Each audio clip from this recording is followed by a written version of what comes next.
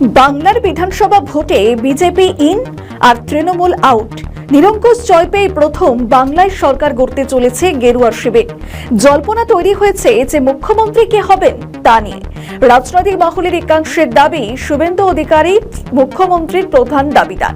এছাড়া অন্যান্য নেতারাও রয়েছেন। এবার নবান্নে হবে গেরুয়াময়। যেখানে প্রশ্ন উঠছে, বিজেপির এই বিপুল জয় কতটা চিন্তায় ফেললো বাংলাদেশকে? বিজেপির বঙ্গ জয়ে কি রাস্তা মসৃণ হলো বিএনপির, নাকি এই জয় আসলে অক্সিজেন দিল আওয়ামী লীগকে?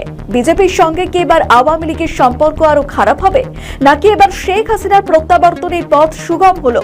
শুভেন্দু অধিকারীকে আগে বলতে শোনা গিয়েছিল ভবিষ্যতে বাংলাদেশের শাহজালাল বিমানবন্দরে সসম্মানে ফিরবেন শেখ হাসিনা। যদিও এই মন্তব্যের প্রেক্ষিতে একাধিক প্রশ্ন রয়েছে। হাসিনার বক্তব্য নিয়ে এখনো স্পষ্ট কিছু বলেনি ভারত সরকার। বঙ্গে বিজেপি সরকার গড়ায় সীমান্তে অনুপ্রবেশ ইস্যু যে আরো কড়াকড়ি হবে তা এক কথা বলাই যায়।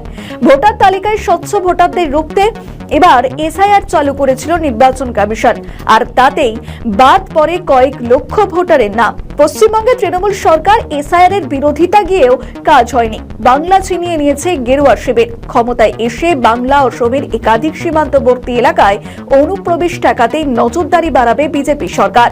এসআইআর এর সময় সীমান্ত এলাকা দিয়ে বাংলাদেশ প্রতিদিনই পালাতে দেখা গিয়েছিল প্রচুর মানুষকে। রাজ্যে হিন্দুদের অস্তিত্ব সংকটে হিন্দুদের একজোট হবার বার্তা দিচ্ছেন বঙ্গ বিজেপি নেতৃত্ব।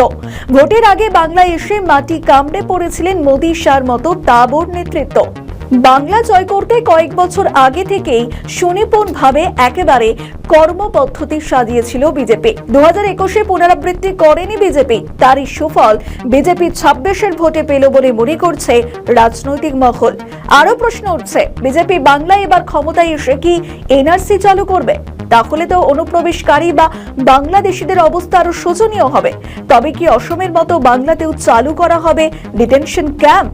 এসবের ফলেই কি অচিরেই সামরিক এবং প্রশাসনিকভাবে পঙ্গু হয়ে পড়বে বাংলাদেশ?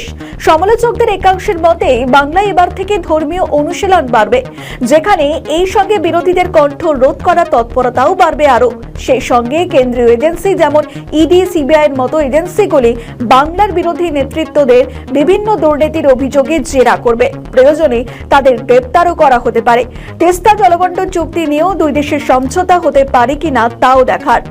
সব মিলিয়ে বঙ্গে তো আমূল বদল হচ্ছে, সঙ্গে বাংলার রাজনীতিও মোড় নেবে সম্পূর্ণ অন্যদিকে, যেখানে তৃণমূল এবার শুধুই বিরোধী, আর এতদিনের বিরোধী দল হয়ে থাকা বিজেপি বলছে বসেছে এবার সরকারে। তবে দীর্ঘদিনের বিরোধিতায় যেভাবে মাটি শক্ত করেছিল তৃণমূল, সেই অভিজ্ঞতা কাজে লাগতে পারে তৃণমূলের।